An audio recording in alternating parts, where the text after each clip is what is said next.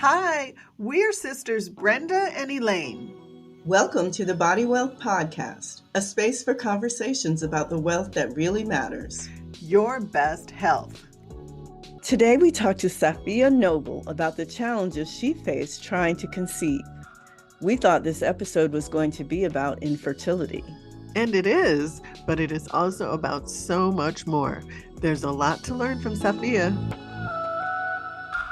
Welcome, Safiya. Thank you so much for joining us. How are you doing today? I'm good. I'm just coming off of food poisoning. So thank you for being gentle with me today. We will. We do hope you feel all the way better soon. But before we jump into this, could you just tell our guests a little bit about yourself? Sure. My name's Safiya Noble. I live in Los Angeles, where I work and live and play. I'm a professor at UCLA, and I run a big research center there and a data science institute. And I'm a native Californian. So there's not very many of us who are born and raised here that are still here. So really excited to be here with you too. Oh, thank you. We're so excited to have you. So today we're going to talk about your journey to motherhood, which was pretty challenging. And so why don't you first tell us the circumstances in your life at the time you decided you wanted to become a mother? Oh my goodness. Well, most of my adult life, I thought I was just going to be like, I aspired to just be a rich auntie. I really thought, I'm not sure if having kids is for me. And I think, a lot of people might feel that until they meet a person they want to have a family with. And then that kind of changes them. And I met my husband and I was like, oh, I'm having all the kids. With this one. And it was interesting. We got married when we were 36. So I was already kind of under a lot of pressure. Most of my girlfriends had already had their kids in their 20s, in our 20s. And young. And so by the time I was getting married, their kids were like, 6, 7, 10. And I thought it would kind of be easy. But, there's actually so many things that go into making a person, which I actually realize now. And he and I had moved to the Midwest, back to his kind of hometown area in central Illinois. And it was very stressful. I mean, I was coming off of, I think still being in profound grief from losing my mother when I was 32. She passed. And I moved to the Midwest. I moved away from all my best girlfriends, my support system, my family, what was familiar to me, we call it, our runnings, my dry cleaner, my coffee shop, right. my air that I'm used to, breathing in California. I mean, it really, I'm very like, ethnocentric about being a Californian, like most people. So it was very different moving to the Midwest. And I think in some ways I thought that getting married and kind of starting a new life. My husband had a daughter from a previous relationship, and she was about 8 or 9 when we got together and was so amazing. I really completely knew nothing about blended families or step parenting. I didn't have any friends really who were at that stage or could talk about it, or they were newly step parents. I think the sum total of all of that was just an incredibly stressful experience in my body. After we got married and I was like, let's, try to have kids. I mean, I probably had, I can't even count, dozens of miscarriages. Oh my God. That, were things like as serious as I didn't even know I was pregnant, but my period was really late. And so I was hoping, and then, had like one of those really difficult periods where, something was maybe percolating in there, to just a lot of kind of irregular experiences that told me a baby just can't hold on in here. And someone once told me that a baby needs an environment that is not hostile to grow in. And, we think of that on the outside in life, like in the home and in the world. But it's also true. I think for me, I found that to be true in my own body, that my Mm-hmm. body was probably a hostile environment because I was under so much stress. And the advice I've given to so many of my friends since then was,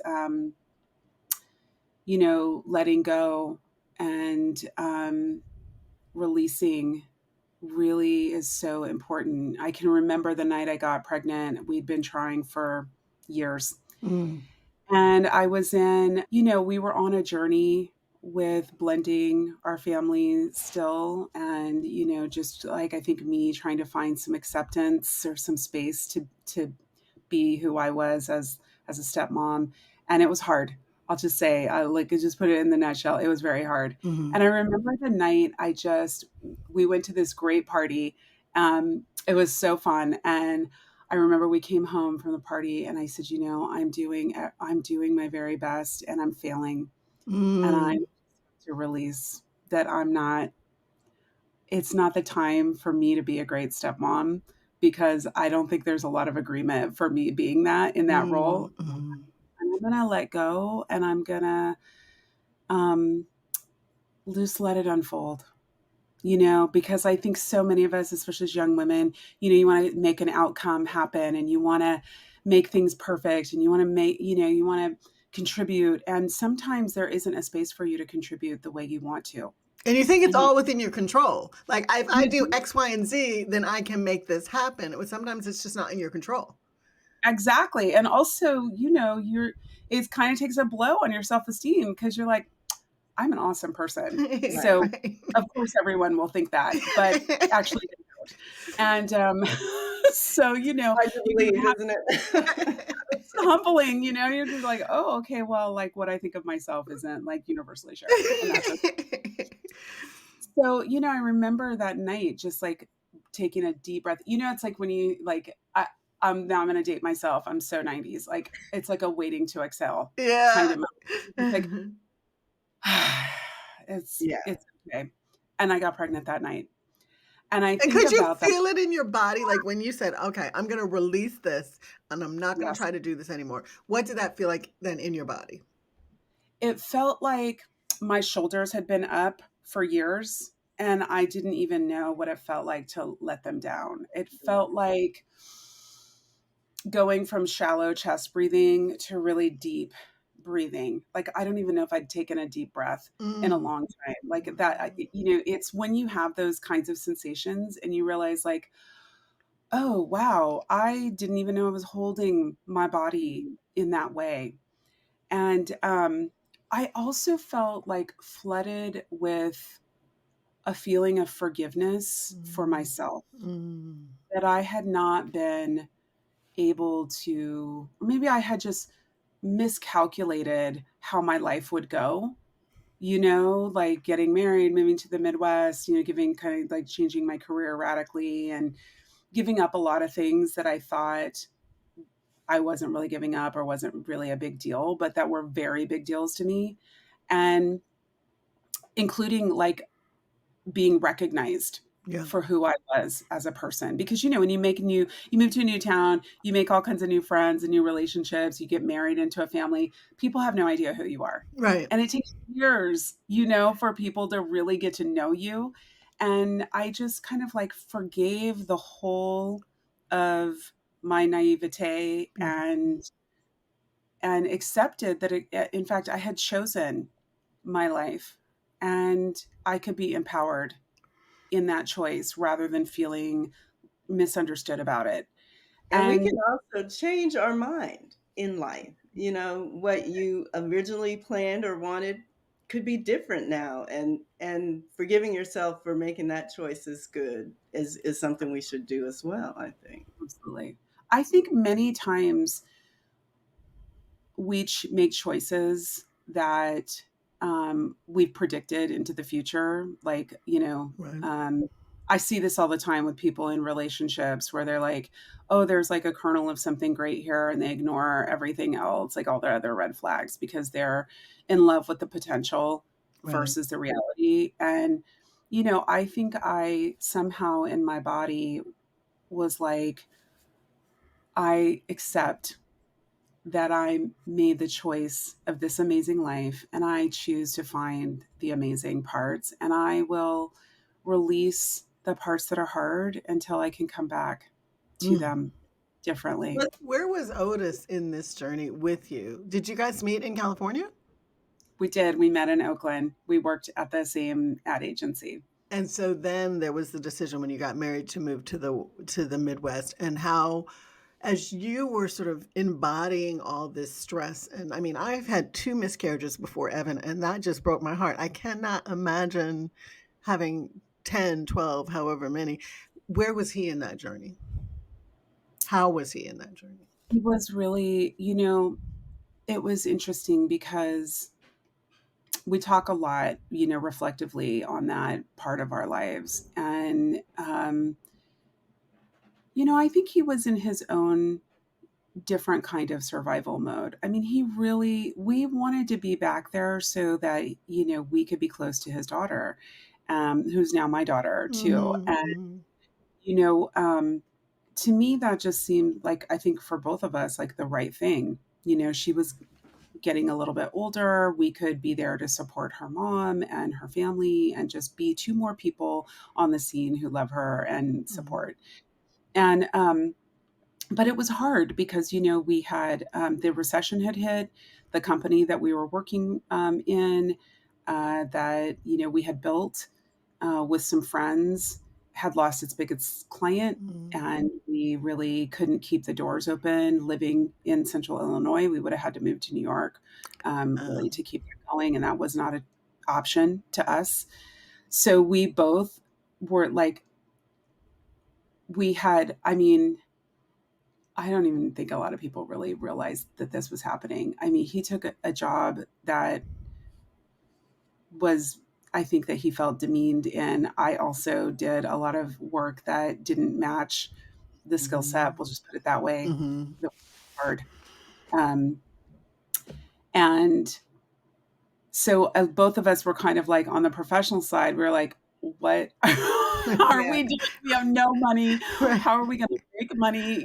We were just a little bit traumatized, both Yeah. of us, to survive right. that. And, but then also wanting, we underestimated, we thought our coming back would be like, helpful, but it wasn't always related to in that way. And, I think we both were kind of in our own worlds, a little bit suffering and trying to support each other. I think he felt tremendously guilty when he saw my health deteriorating, Mhm, mhm. and was just trying to, make that make sense. But, we look back, and of course, when Nico came, our son, it almost seemed like, well, if that's the journey we had to take, To get so be, this, yes. yeah. And what was so interesting with, our daughter, my bonus daughter, is that, um, it's like, I think I like time heals all wounds in families that are wounded by lots of different kinds of things, including that the pressure of a particular kind of nuclear family that doesn't always. And I know I felt the pain of my parents not, being together and like how that worked out. So I really empathized so much. So, Nico was a big joy because he kind of, he did a lot of repair work. Mhm. But Yeah, and it does, time does heal, but you go through, you feel the pain when you're in it. I mean, we for do. sure. Yeah. So, what Yeah. did you do to try to take care of yourself while you were in that? Or did you just try to just move through? I mean, I had some very, very low moments. And I think the one thing I realized was, um, I got to do something that's for me, that's like mine, that I can't, that like is not negotiable, and where I can be in different conversations that are about what I'm interested in. And so Otis would go to work and he'd come back, and I had been on the internet all day, and I'd go, you know what? There's this university here in town, the University of Illinois at Urbana-Champaign, and it looks like it's a real place, like a real university. And he would be like, Yeah, what? yeah. Of course it's a real place. What? And I'm like, I don't know. I don't literally, the It's only not thing in California, right? it's not Berkeley, it's not UCLA, it's not NYU. I don't really know Right. anything between New York and LA, Yeah. except for like University of Chicago and Northwestern. Right, Truly, right. I had no idea. I was so ignorant. So I started, looking through all their grad programs, and I was like, I'm going to go back to grad school. And that's a good thing for people to do anyway when there's an economic downturn. Yeah. It's a great time, like you're suffering and you're living on less than what you were before anyway. That's what it's like being a student. So just go do that. Yeah. And I enrolled in a master's program and then a PhD program, and I did that. And that changed the course of my life, obviously. I mean, now I'm um, a professor all the way live, Doing really And important much work. more, Thank and much you. more. Thank you. But I owe so much to the journey because listen, I always think like, well, if Jillian hadn't been in Central Illinois, we would have had Mhm. no reason to go back there. So thank you, babe. I love you so much for just being there, and being the light that drew us back. And then I think, oh, I'm so glad I had those hard times where had to truly figure out, my next step on my own path. And I had always wanted to go to grad school. I thought I was going to go to Berkeley and do a Mhm. PhD in sociology. Instead, I went to Illinois and I went to the number one ranked library and information science school. And I got a master's and a PhD there. And I loved every bit. I've met some of like my best friends now in life. And I got to be in conversations that really empowered me. And even though it was hard, going back to school, I was 38 when I went back to school. I got my PhD when I was 41. I highly recommend that grown ass people, especially women, go back to school because it's completely different than the first time we went to grad school in my 20s. We really know a lot of things when we Yeah. show up later in life, and we're not there to um, learn how to be an adult. We are Right. actually there, on our own As terms and adults. some as adults, and Right. we are contributors. And I was the same age as a lot of my professors, and I was friends with professors outside of class because they were my peers in Right. in age and like generation. And you have a And lot to contribute, a lot more to contribute to the Mhm. whole program and to the people around you. that's right, that's right. So that was a huge part of my healing journey was making space me for me, not in my identity as a wife, as a stepmom, as a mother, as a daughter in law, as a daughter, family member. It was like me as an intellectual, me as a thinker, as a activist, as a person who cares deeply about, social justice issues. I just made the space for that me to exist. And I think, healing, I've learned over the years, as I'm still on a healing journey, that honoring oneself and, our own truths is really, really important. And I think, um, the conditions and things that I experienced were so rooted in like grief and lack of acceptance and lack of forgiveness. So, you know, you can do the forgiveness, but then you also have to carve out the space for the joyous things that Right. give you life. And that really changed my life, learning that, figuring that out. That's beautiful.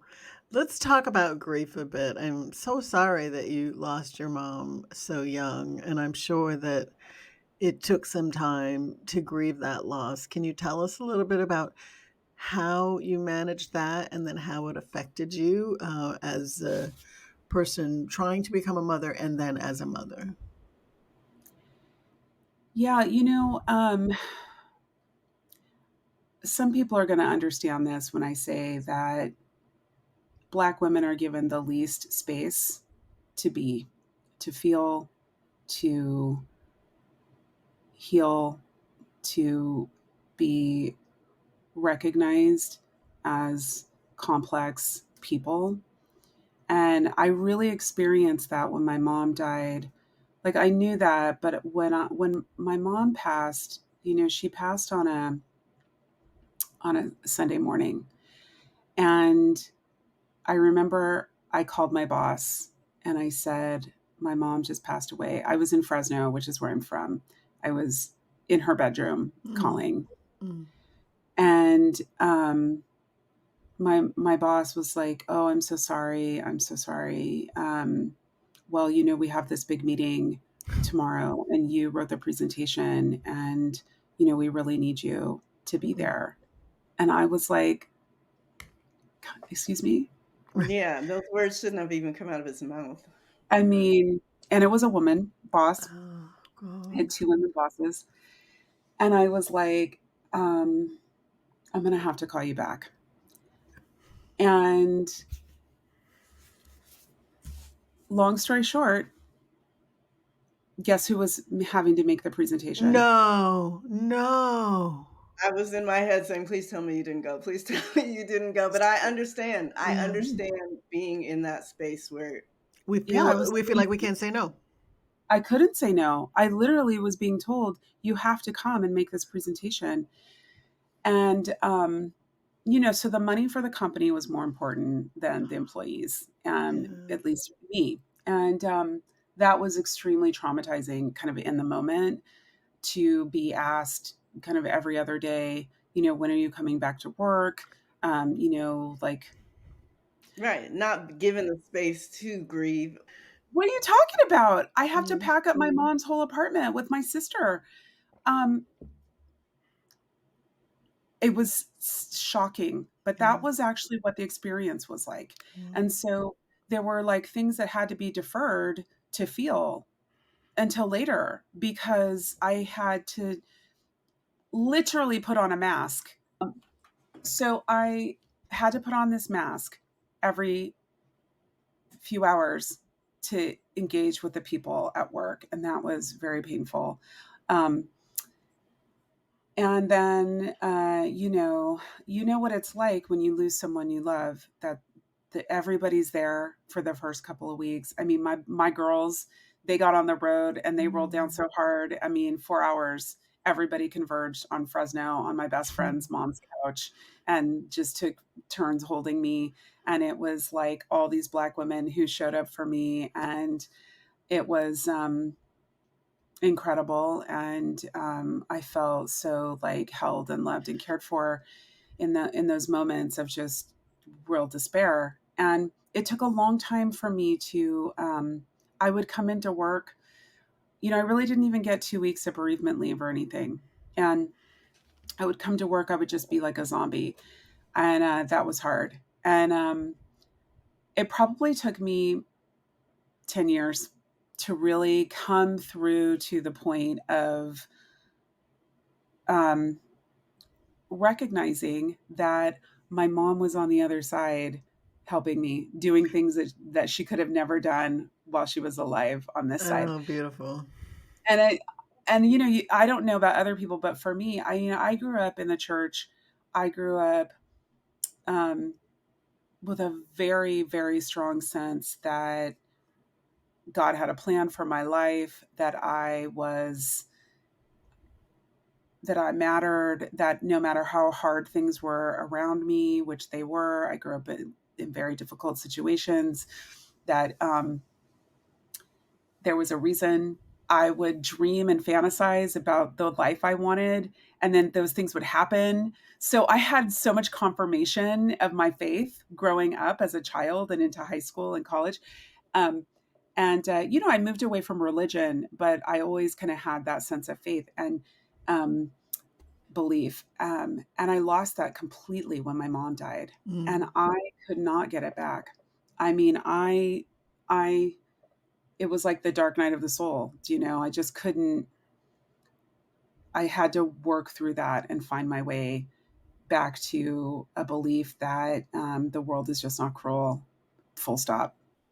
I'm traumatized by listening to that, but we know you came through, so that's great. And so once you had your son Nico, how do you feel like the loss of your mother at that time affected how you parented and went through that process? one thing that I'm able to do with him is tell him stories about his grandparents that for a long time I couldn't really, no one cared about those stories about my parents. Mm, Saying like they're, why would they? I mean, I didn't have anyone who would be like necessarily invested. Right. But he was interested. I also parent him in a lot of ways that my mom parented me. So, we don't believe in the belt. We don't good, spank. We good, don't, we use words to talk through what's happening. We have integrity. We try to make agreements and we stick to those agreements, and we understand how important it is to keep our word, to build trust. She had been kind of a functional good. alcoholic and she was in AA my whole life.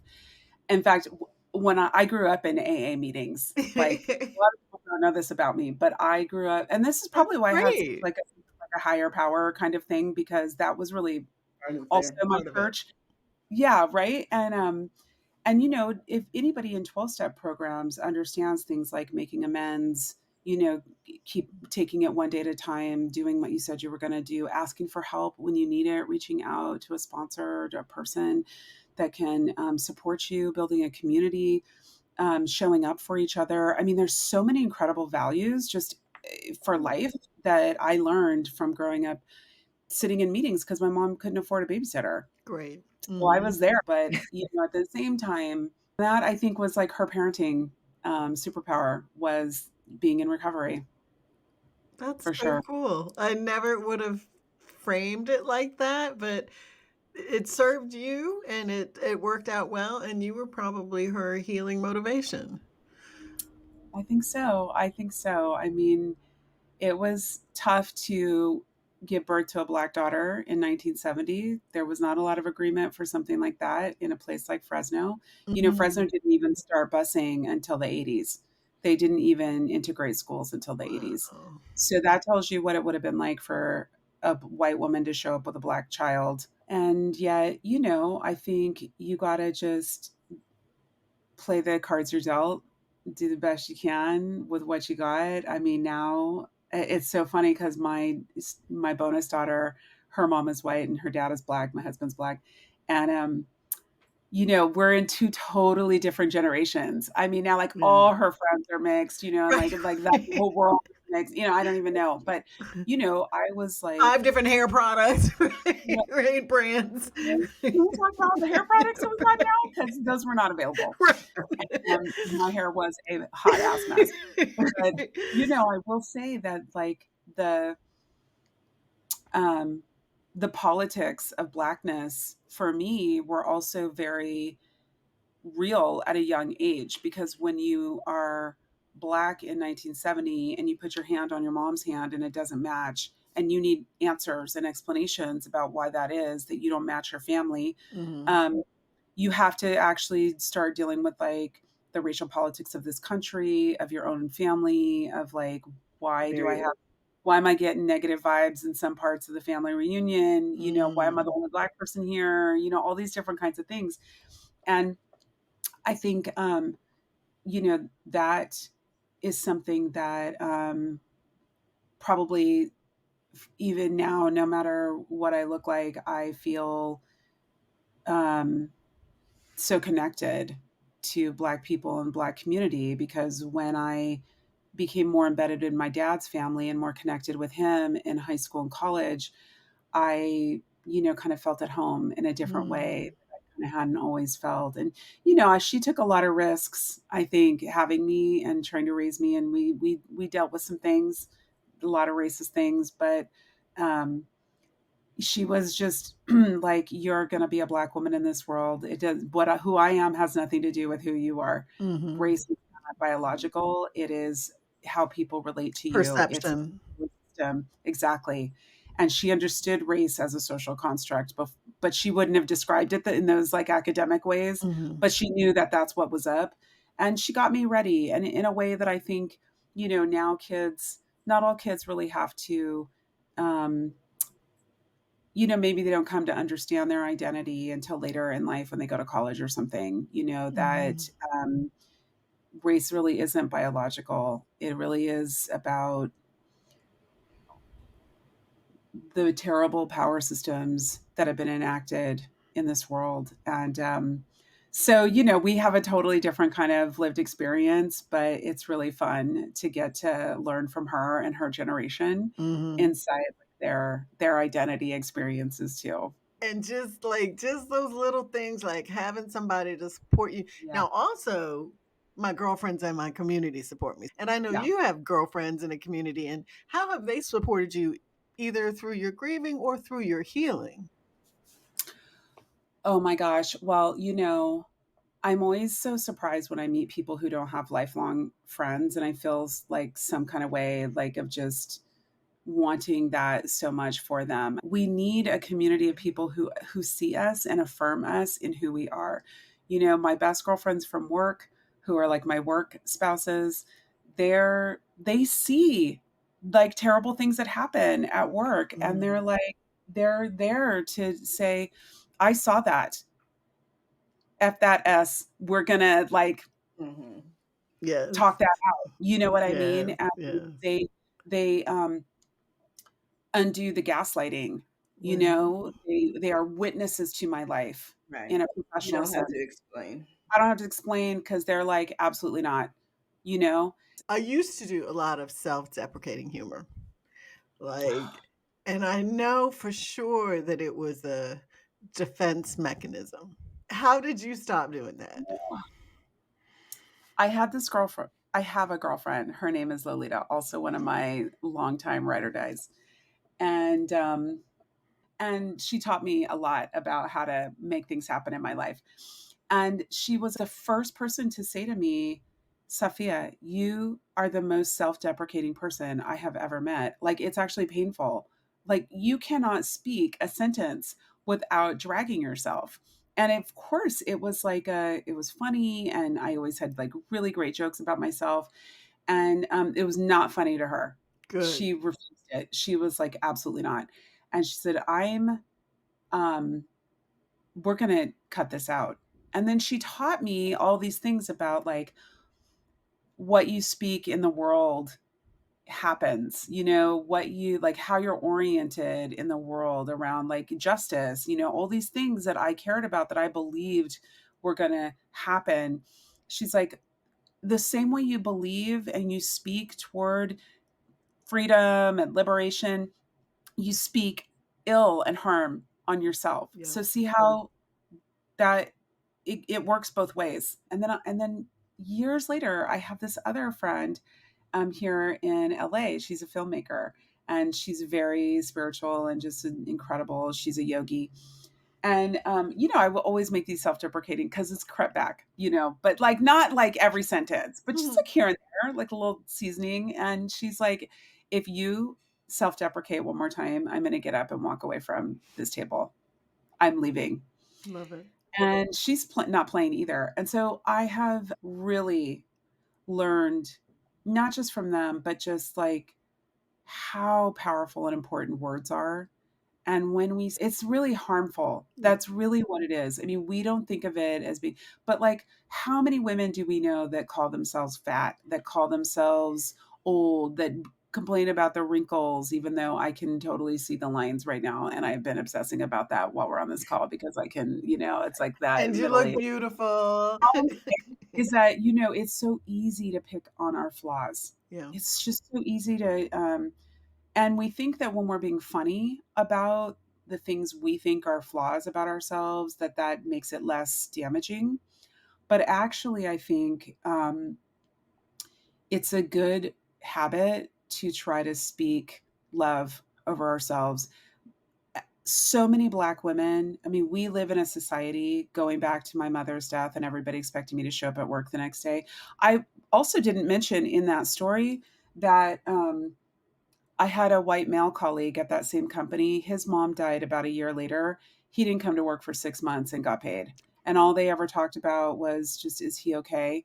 And no one ever did that for me. So, what I'm telling you is that Black women, we know this experience of no carve out for us, no special regard, no loving touches, very little sense of affirmation in the world. So we must speak it Yes. over ourselves and over each other. Like, we got us at least. Yeah. And I came to understand trying to be better about self-deprecation as a part of my politics of Mm. Black feminism, and that, playing myself down, even with like the success in my career, sometimes I get embarrassed and I feel like I need to shrink from it.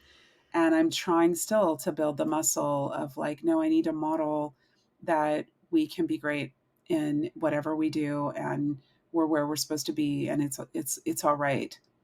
And you know who sees it? Your children. So Nico sees it. And so if you need something to remind you and inspire you to stand tall in all your greatness, do it for your kids. Yeah, you're right. Thank you. Obviously, you're in a beautiful place. Do you feel like there's something else that you want for yourself? That's such a beautiful question. And I was thinking about this being the Body Wealth podcast. And I feel that I am building the wealth in my body that I have not saved and invested in done like wealth building Mm. um, in the past. I think I am finally in my 50s at a stage where I'm building the wealth of my well being Good. and learning how to do that. So, like, I'm taking this as like, your investment tips and strategies, your podcast to help us with that. And that is a huge source of our ability to experience the fullness of life, is having our health and our well-being. So I have been on a real journey. I think I started at a massive deficit Mhm.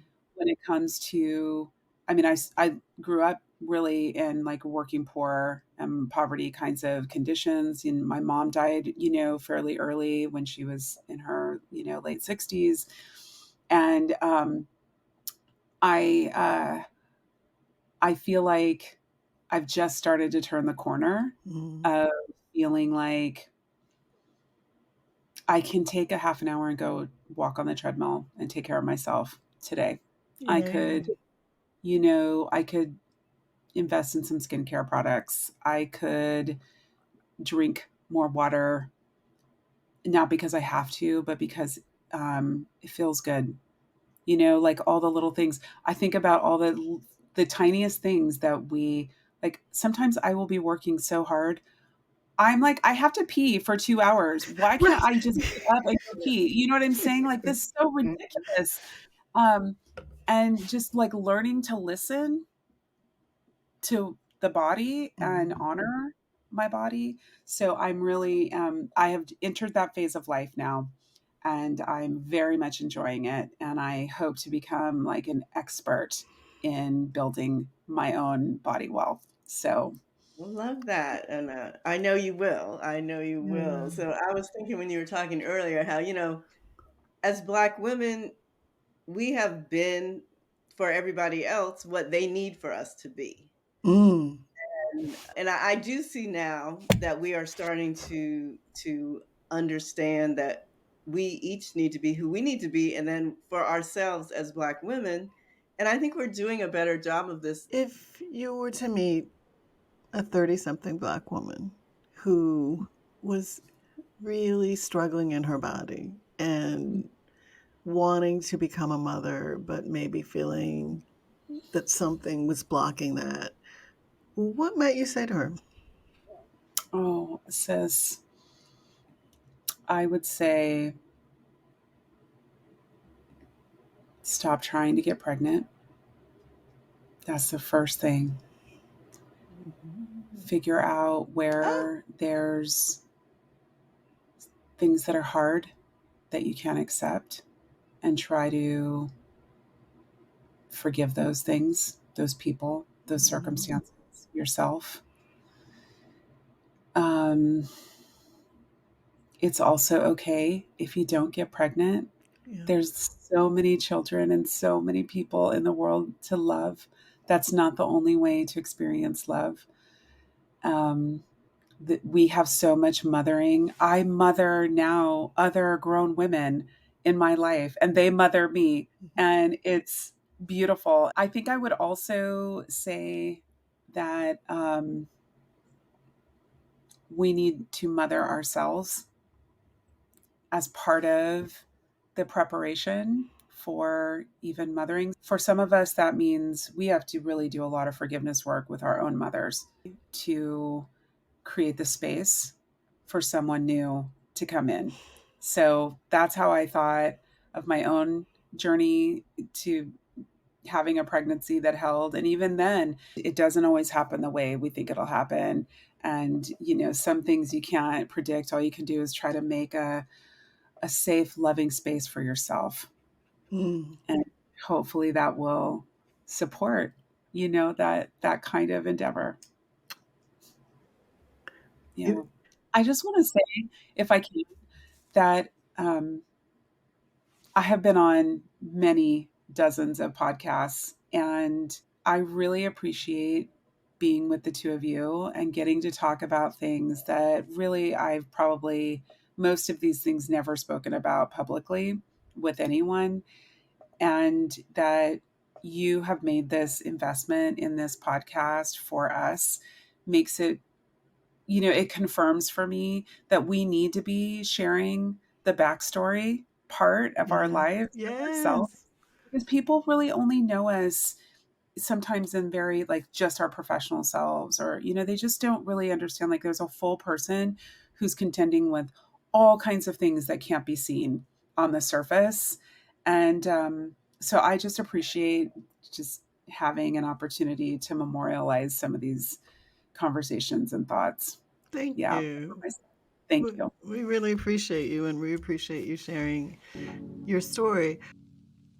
My first takeaway from this conversation with Safiya is about the power of releasing. And it applied to when she was conceiving her child, but I think it can apply to so much in life. You have a specific vision about something you want to achieve, and you're really focused on working toward that, but you might be missing out on something better if you don't open up your mind to other possibilities. Yeah, when we make these plans early on, we don't have all the information. And as we live and grow, we get new information that can inform our vision of the future. So we have to be able to adjust when we have new information. Yeah.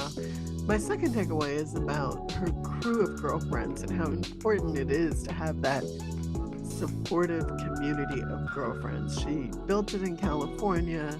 She missed it when she moved to the Midwest, and then she built it again because she saw how important it was. Yeah, it is. And having these women around you allow you to feel safe, allows you to build a space to feel protected and seen. And when we have all of that, we are the best versions of ourselves. Thanks for listening. We hope this episode inspires you to increase your body wealth. If you like our show, please subscribe and tell a friend. For resources related to this topic, please see the show notes. And be sure to follow us on Instagram at Body Wealth Sisters. The Body Wealth podcast shares personal stories to inspire you. It does not constitute medical advice. For that, we encourage you to work with a trusted healthcare provider. We also want to remind you that the views expressed by our guests are their own. This podcast is dedicated to our mother, Jean Fernandez Barbour, who showed us what advocating for yourself really looks like.